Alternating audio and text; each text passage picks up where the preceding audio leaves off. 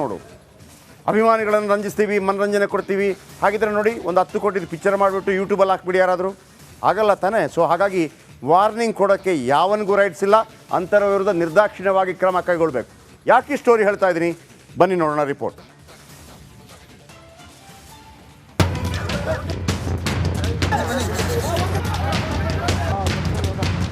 ಸುಮ್ಮನಿದ್ರು ದರ್ಶನ್ ಸರು ಸಪ್ಪಗಾಗ್ಬಿಟ್ಟಾಗರು ಆಚೆ ಬಂದ ತಕ್ಷಣ ಅಂತಾರೆ. ಮಾತಾಡಿದ್ರೆ ನೋಡುಗರು ಅಹಂಕಾರ ಇಳಿದಿಲ್ಲ ಅಂತಾರೆ. ಅವರು ಆಚೆ ಬಂದರೂ ಹೆಂಗಿರಬೇಕು ಹಂಗೆ ಇರ್ತಾರೆ. ಬಟ್ ತುಂಬ ಜನ ಫಿಲ್ಟರ್ ಆಗ್ತಾರೆ. ಅವ್ರಿಗೆ ಯಾರು ಏನಂದು ನಿಜವಾಗ್ಲೂ ಹೇಳ್ತೀನಿ ಸರ್, ಈ ಪೀರಿಯಡಲ್ಲಿ ಅವ್ರಿಗೆ ಗೊತ್ತಾಗಿದೆ. ಬೇರೆ ದರ್ಶನ್ ಸರೇ ನೀವು ಇಲ್ಲಿಂದ ನೋಡ್ತೀರಾ, ಅಷ್ಟು ಬದಲಾವಣೆ ಆಗಿದೆ. ದರ್ಶನ್ ಪರ ನಿಲ್ಲದವರು ಟಾರ್ಗೆಟ್ ಆದ್ರ, ಪರೋಕ್ಷವಾಗಿ ಎಚ್ಚರಿಕೆ ನೀಡಿದ್ರ ಡೈರೆಕ್ಟರ್. ದರ್ಶನ್ ಲಿಸ್ಟ್ನಿಂದ ಒಬ್ಬೊಬ್ಬರೇ ಫಿಲ್ಟರ್ ಆಗ್ತಾರೆ. ಚೆನ್ನಾಗಿದ್ದಾಗ ಜೊತೆಗಿದ್ದು ಈಗ ಸೈಡ್ಗೆ ಹೋಗ್ತಾ ಇರೋರು ಫಿಲ್ಟರ್ ಆಗ್ತಾರೆ. ನ್ಯೂಸ್ ಚಾನೆಲ್ಗಳನ್ನ ನೋಡ್ತಾ ಇದ್ದಂತೆ ಯಾರು ಓಡೋಗ್ತಾ ಇದ್ರೋ ಅವರಿಗೆ ದರ್ಶನ್ ಆಪ್ತ ಹಾಗೂ ನಿರ್ದೇಶಕ ಮಹೇಶ್ ಪರೋಕ್ಷವಾಗಿ ವಾರ್ನಿಂಗ್ ಕೊಟ್ಟಿದ್ದಾರೆ.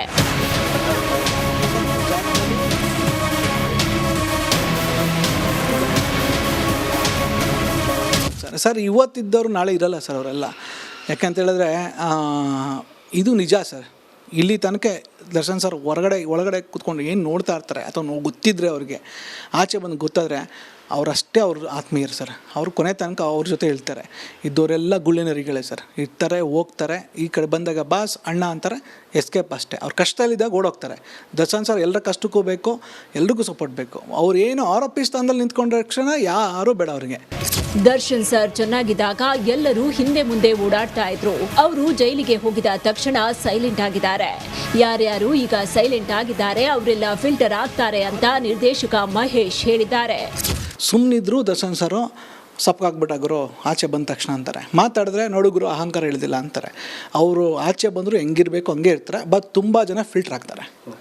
ಅವ್ರಿಗೆ ಯಾರು ಏನಂದು ನಿಜವಾಗ್ಲೂ ಹೇಳ್ತೀನಿ ಸರ್, ಈ ಪೀರಿಯಡಲ್ಲಿ ಅವ್ರಿಗೆ ಗೊತ್ತಾಗಿದೆ. ಬೇರೆ ದರ್ಶನ್ ಸರೇ ನೀವು ಇಲ್ಲಿಂದ ನೋಡ್ತೀರಾ, ಅಷ್ಟು ಬದಲಾವಣೆ ಆಗಿದೆ. ದರ್ಶನ್ ವಿರುದ್ಧ ಕೊಲೆ ಆರೋಪ ಬಂದಾಗಿನಿಂದ ಜೈಲು ಸೇರೋವರೆಗೂ ಯಾರೂ ಜೈಲಿನತ್ತ ತಿರುಗಿ ನೋಡಿಲ್ಲ. ಇತ್ತೀಚೆಗೆ ಒಬ್ಬೊಬ್ಬರೇ ಜೈಲಲ್ಲಿರುವ ದರ್ಶನ್ ನೋಡುವುದಕ್ಕೆ ಬರ್ತಾ ಇದ್ದಾರೆ. ಹೀಗಿದ್ರು ದರ್ಶನ್ ದಯೆಯಿಂದ ಫೀಲ್ಡ್ನಲ್ಲಿರೋರು ಅವರ ಪರ ನಿಲ್ಲದವರಿಗೆ ದರ್ಶನ್ ಆಪ್ತ ಎಚ್ಚರಿಕೆ ಕೊಟ್ಟಿದ್ದಾರೆ. ಒಂದು ರಿಯಲೈಸ್ ಆಗಿದೆ. ಈಗ ಇನ್ಮೇಲೆ ಅವ್ರನ್ನ ಕರೆಕ್ಟ್ ಮಾಡೋಕ್ಕೆ ಯಾರ ಕೈಲೂ ಅಲ್ಲ. ಒಂದಂತೂ ತಿಳ್ಕೊಳ್ಳಿ, ತುಂಬ ಜನ ಫಿಲ್ಟರ್ ಆಗ್ತಾರೆ ಅವ್ರುಗಳಿಂದ. ಯಾರು ಈ ಮೈಕ್ ಹಿಡಿದ ತಕ್ಷಣ ಓಡೋಗ್ತಾ ಇದ್ದಾರೆ. ನಮ್ಗೆ ಯಾಕೆ ಬೇಕಪ್ಪ ಅನ್ನೋ ಥರ ಇದ್ದಾರೆ. ಸಹಾಯ ತಗೊಂಡು ಎಲ್ಲ ಮಾಡಿದ್ದಾರೆ. ಇರಲಿ ಸರ್, ಏನಕ್ಕೆ ಸರ್ ಓಡೋಬೇಕು? ಏನು ಸರ್ ಅಪರಾಧನ? ಮಾತಾಡ್ಬಿಟ್ರೆ ಅಪರಾಧನ? ಏನಿಲ್ವಲ್ಲ, ಅಭಿಪ್ರಾಯ ತಿಳಿಸ್ಬೋದಲ್ವಾ? ನಾನು ಭಾಷೆ ಏನು ನೋಡಿದ್ರೆ ಅದನ್ನು ಹೇಳ್ತಾ ಇದ್ದೀನಿ. ಯಾರು ಕನ್ನಡಕ್ಕೆ ನಾನೇನು ಇನ್ನೊಂದೇನು ಹೇಳ್ತಾ ಇಲ್ವಲ್ಲ. ಇದನ್ನೇ ನೀವು ಇನ್ನೊಬ್ರಿಗೆ ಹೇಳಿದ್ರೆ ಅದನ್ನೇ ಹೇಳ್ತಾ, ಹೌದು ಒಂದು ಭಾಷೆ ನೋಡಿದ್ದೆ ಇದು ಅಂತ. ನಮ್ಮ ಒಂದು ದರ್ಶನ್ ಸರ್ ಹತ್ರ ಇರೋ ಯಾರನ್ನ ಕೇಳೋರು ಅದನ್ನೇ ಹೇಳ್ತಾರೆ. ಗುಳ್ಳೆನರಿ ಥರ ಓಡೋವಂಥದ್ದು ಏನೂ ಇಲ್ಲ ಸರ್. ಅದು ಈ ಕ್ಷಣಕ್ಕೆ ಮಾತಾಡೋ ಅವಶ್ಯಕತೆ ಇದೆ. ಹೊರಗಡೆ ಬಂದಾಗ ಮಾತಾಡೋದಲ್ಲ. ಈ ಕ್ಷಣಕ್ಕೆ ಒಂದು ಅವ್ರ ಕುಟುಂಬಕ್ಕೆ ಒಂದು ಧೈರ್ಯ ತುಂಬುವಂಥ ಆಗ್ಬೋದು. ಎರಡು ಕುಟುಂಬಕ್ಕೂ ನ್ಯಾಯ ಸಿಗಲಿ. ಕ್ಯಾಮ್ರಾ ಮುಂದೆ ಇವಾಗ ಬಂದು ಮಾತಾಡೋ ದರ್ಶನ್ ಆಪ್ತರೆ. ದರ್ಶನ್ ಕೊಲೆ ಕೇಸಲ್ಲಿ ಫಿಟ್ ಆದಾಗ ಎಲ್ಲಿಗೆ ಹೋಗಿದ್ರೆ? ಅವಾಗ ನೀವೇ ಸೈಲೆಂಟ್ ಆಗಿದ್ದು ಈಗ ಮಾತಾಡದವರ ವಿರುದ್ಧ ಯಾಕೆ ಹೌಹಾರ್ತಾ ಇದ್ದೀರಿ? ಇದು ದರ್ಶನ್ ಗ್ಯಾಂಗ್ನ ಮತ್ತೊಂದು ಮುಖದ ಅನಾವರಣ ಆಗಿದೆ. Bureau report, republic Kannada.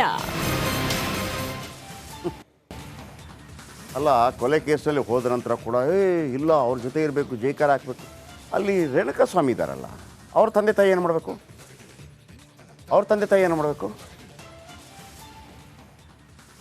ಅವ್ರಿಗೇನಾದರೂ ವ್ಯವಸ್ಥೆ ಮಾಡ್ಕೊಳ್ಳೋಣ, ಒಂದು 50 ಲಕ್ಷ ಮಾಡ್ಕೊಳ್ಳೋಣ. ಯಾರಾದರೂ ಬಂದ್ರಾ? ಯಾರೂ ಬಂದಿಲ್ಲ. ಅದು ಮಾನವೀಯತೆ ಅಂತಂದರೆ ತಪ್ಪಾಗಿದೆ, ತಪ್ಪು ನಾವು ಸರಿಪಡಿಸಬೇಕು. ಕಾನೂನೇ ದೊಡ್ಡದು, ಆದರೂ ಕೂಡ ಅವ್ರಿಗೆ ತಪ್ಪಾಗಬಾರ್ದು. ಅವ್ರಿಗೇನಾದರೂ ವ್ಯವಸ್ಥೆ ಮಾಡಬೇಕು. ಅವರೇನಾದರೂ ಇರಲಿ. ಗೆದ್ದೆತ್ತಿನ ಬಾಲ ಹಿಡಿಯೋದು ಅನ್ನೋದು ಇದಕ್ಕೆ. ಎಲ್ಲಿಂದ ಫ್ರೂಟ್ ಸಿಗುತ್ತೋ ಅಲ್ಲಿಗೆ ಓಡೋಗೋದು. ನೆಕ್ಸ್ಟ್ ಹೊರಗೆ ಬಂದರೆ ನಮಗೇನಾದರೂ ಹೆಲ್ಪ್ ಆಗುತ್ತೆ. ಅದಲ್ಲ ಮಾನವೀಯತೆ ಅಂತಂದರೆ. ಇನ್ನು ಪೊಲೀಸರು ಸಾಕಷ್ಟು ಸಾಕ್ಷ್ಯ ಸಂಗ್ರಹಗಳನ್ನು ಮಾಡ್ತಾ ಇದ್ದಾರೆ. ಯಾವುದಾ ಸಾಕ್ಷಿ ನಂಬರ್ 1, ಪವಿತ್ರ ಮನೆಯ CCTV DVR ರಿಟ್ರೀವ್ ಆಗಿದೆ. ಸಾಕ್ಷಿ ನಂಬರ್ 2, ದರ್ಶನ್ ಮನೆಯ DVR ರಿಟ್ರೀವ್ ಆಗಿದೆ. ಇನ್ನು ಸಾಕ್ಷಿ ನಂಬರ್ 3, ಶವ ಸಾಗಿಸಿದ ಸ್ಕಾರ್ಪಿಯೋ ಮಾಲೀಕನ ಹೇಳಿಕೆ ದಾಖಲಾಗಿದೆ. ಸಾಕ್ಷಿ ನಂಬರ್ 4, ಪಟ್ಟಣಗೆರೆ ಶೆಡ್ನ ಗುತ್ತಿಗೆದಾರನ ಹೇಳಿಕೆ ದಾಖಲಾಗಿದೆ. ಸಾಕ್ಷಿ ನಂಬರ್ 5, ಕಿಡ್ನ್ಯಾಪ್ ಮಾಡಿದ್ದ ಕಾರು ಚಾಲಕನ ಹೇಳಿಕೆ ದಾಖಲಾಗಿದೆ. ಸಾಕ್ಷಿ ನಂಬರ್ 6, ಹಲ್ಲೆ ಬಳಿಕ ಆತನ ಫೋಟೋ ಬೇರೆಯವನಿಗೆ ರವಾನೆಯಾಗಿದೆ. ಸಾಕ್ಷಿ ನಂಬರ್ 7 ಮೃತದೇಹ ಬಿಸಾಡಿದ ಬಳಿಕ ನಾಯಂಡಹಳ್ಳಿಗೆ ಬಂದಿದ್ದ ಆರೋಪಿಗಳು. ಸಾಕ್ಷಿ ನಂಬರ್ 8 ಶೆಡ್ನಲ್ಲಿ ಕೆಲಸ ಮಾಡ್ತಾ ಇದ್ದ ಕಿರಣ್ ಹೇಳಿಕೆ ದಾಖಲಾಗಿದೆ. ಸಾಕ್ಷಿ ನಂಬರ್ 9 ಶೆಡ್ನಲ್ಲಿ ಕೆಲಸ ಮಾಡ್ತಾ ಇದ್ದ ಪ್ರವೀಣ್ ಹೇಳಿಕೆ ದಾಖಲಾಗಿದೆ. ಸಾಕ್ಷಿ ನಂಬರ್ 10 ಆರೋಪಿಗಳ ಸಂಪರ್ಕದಲ್ಲಿದ್ದ ಮುತ್ತರಾಜ್ ಹೇಳಿಕೆ ದಾಖಲಾಗಿದೆ. ಸಾಕ್ಷಿ ನಂಬರ್ 11 ಶೆಡ್ ಸೆಕ್ಯೂರಿಟಿ ಗಾರ್ಡ್ ಹೇಳಿಕೆ ದಾಖಲಾಗಿದೆ. ಇವೆಲ್ಲವೂ ಕೂಡ ಸಾಕ್ಷ್ಯ ಸಂಗ್ರಹ ಪೊಲೀಸರು ಮಾಡಿದ್ದಾರೆ. ಇದೆಲ್ಲವೂ ಕೂಡ ದರ್ಶನ್ಗೆ ಮಾರಕವಾಗುವಂಥ ಸಾಧ್ಯತೆಗಳಿದೆ.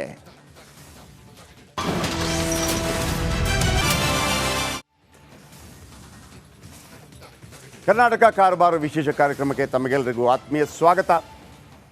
ಲೀಲಾವತಿ ಅವರ ಪುತ್ರ ವಿನೋದ್ ರಾಜ್ ಇವತ್ತು ಚಿತ್ರದುರ್ಗದಲ್ಲಿರುವ ರೇಣುಕಾಸ್ವಾಮಿಯವರ ಮನೆಗೆ ಹೋಗಿದ್ದರು. ರೇಣುಕಾಸ್ವಾಮಿಯವರ ತಂದೆಯವರನ್ನು ಮಾತಾಡಿಸಿದರು. ನಿನ್ನೆಯಷ್ಟೇ ಅವರು ದರ್ಶನ್ ಅವರನ್ನು ಭೇಟಿಯಾಗಿ ಮಾತುಕತೆ ನಡೆಸಿದರು. ಈ ನಡುವೆ ಇವರ ಭೇಟಿ ಜೊತೆಗೆ 1 ಲಕ್ಷ ರೂಪಾಯಿ ಚೆಕ್ಕನ್ನು ಕೂಡ ನೀಡಿದರು. ಇದೇನಾದರೂ ಸಂಧಾನ ಮಾತುಕತೆಯ ಅನ್ನುವಂಥ ಮಾತುಗಳು ಕೂಡ ಕೇಳಿ ಬರ್ತಾ ಇದೆ. ಆದರೆ ಸಂಧಾನ ಮಾಡೋದೆಲ್ಲ ಅಷ್ಟು ಸುಲಭ ಅಲ್ಲ. ಆಮೇಲೆ ಸಂಧಾನ ಮಾಡಲೂಬಾರ್ದು. ದುಡ್ಡಿದ್ದವರೆಲ್ಲ ಸಂಧಾನ ಮಾಡ್ತಾ ಹೋದರೆ ಜೈಲಲ್ಲಿದ್ದವರೆಲ್ಲ ಹೊರಗೆ ಬಿಟ್ಬಿಡಿ, ಅಷ್ಟೇ ನಾವು ಕೇಳ್ಕೊತಾ ಇರೋದು. ರೇಣುಕಾಸ್ವಾಮಿ ಹತ್ಯೆ ಕೇಸ್ ದೇಶಾದ್ಯಂತ ಭಾರಿ ಚರ್ಚೆಗೆ ಗ್ರಾಸವಾಗಿದೆ. ಇಡೀ ದೇಶಾದ್ಯಂತ ನಮ್ಮ ಬಗ್ಗೆ ಮಾತಾಡ್ತಿದ್ದಾರೆ. ಯಾವುದರ ಬಗ್ಗೆ? ಒಳ್ಳೆ ವಿಚಾರಕ್ಕಲ್ಲ. ಒಂದು ಕಡೆ ಸ್ಕ್ಯಾಮ್ ಬಗ್ಗೆ, ಒಂದು ಕಡೆ ಚಿತ್ರನಟರು ಮಾಡುವಂಥ ಅನಾಹುತಗಳ ಬಗ್ಗೆ. ಈ ನಡುವೆ ಅಲ್ಲೊಬ್ಬ ಹಿರಿಯ ನಟ ವಿನೋದ್ ರಾಜ್ ರೇಣುಕಾಸ್ವಾಮಿಯವರನ್ನು ಅವರ ತಂದೆಯನ್ನು ಭೇಟಿಯಾಗಿರುವುದು ಸಂಧಾನಕ್ಕೆ ಮುಂದಾದ್ರ ಅನ್ನೋ ಪ್ರಶ್ನೆ ಉದ್ಭವ ಆಗಿದೆ. ಇದರ ಒಂದು ರಿಪೋರ್ಟ್ ಇದೀಗ ನಿಮ್ಮ ಮುಂದೆ.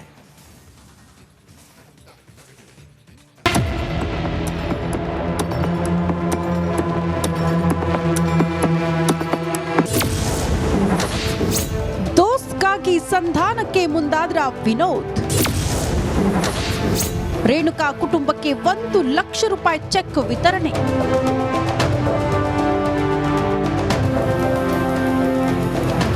ರೇಣುಕಾ ಸ್ವಾಮಿಯನ್ನ ಕೊಂದು ಜೈಲು ಸೇರಿರುವ ದರ್ಶನ್ ಅಲ್ಲಿಂದ ಹೊರಬರಲಾಗದೆ ನರಕ ಯಾತನೆ ಅನುಭವಿಸುತ್ತಿದ್ದಾರೆ. ಅವರ ಆಪ್ತರು ಒಬ್ಬರಾದ ಮೇಲೆ ಒಬ್ಬರಂತೆ ಭೇಟಿ ನೀಡಿ ಸಾಂತ್ವನ ಹೇಳ್ತಿದ್ದಾರೆ. ಮೊನ್ನೆಯೂ ದರ್ಶನ್ ಪತ್ನಿ ವಿಜಯಲಕ್ಷ್ಮಿ ಜೊತೆ ವಿನೋದ್ ರಾಜ್ ದರ್ಶನ್ ಅವರನ್ನ ಭೇಟಿಯಾಗಿದ್ರು.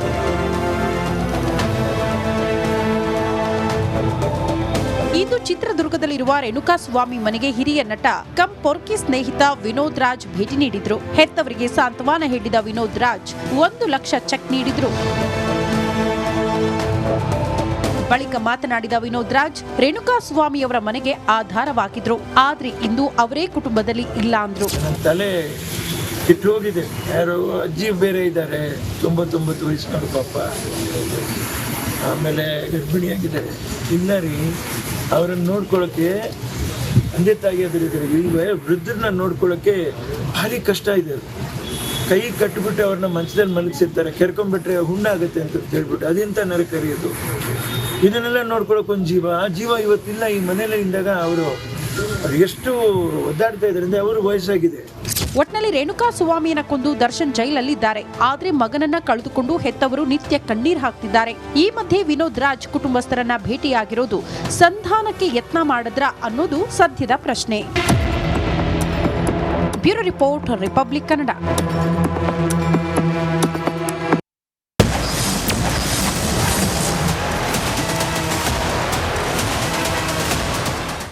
ವಿನೋದ್ ರಾಜ್ ಅವರು ಕೂಡ ಓರ್ವ ಭಾವುಕ ಜೀವಿ. ತನ್ನ ತಾಯಿಯನ್ನು ಕಳ್ಕೊಂಡಾಗ ತನ್ನ ತಾಯಿಗಾಗಿ ಯಾವೆಲ್ಲ ತ್ಯಾಗ ಮಾಡಿದ್ರು ಗೊತ್ತಿರುವಂಥದ್ದೇ. ಈಗ ವಿನೋದ್ ರಾಜ್ ಕೂಡ ಅರ್ಥ ಆಗಿರ್ಬೋದು, ರೇಣುಕಾಸ್ವಾಮಿ ಇಲ್ಲದೇ ಇದ್ದಾಗ ಅವರ ತಂದೆ ತಾಯಿಯನ್ನು ಯಾರು ನೋಡ್ಕೋತಾರೆ?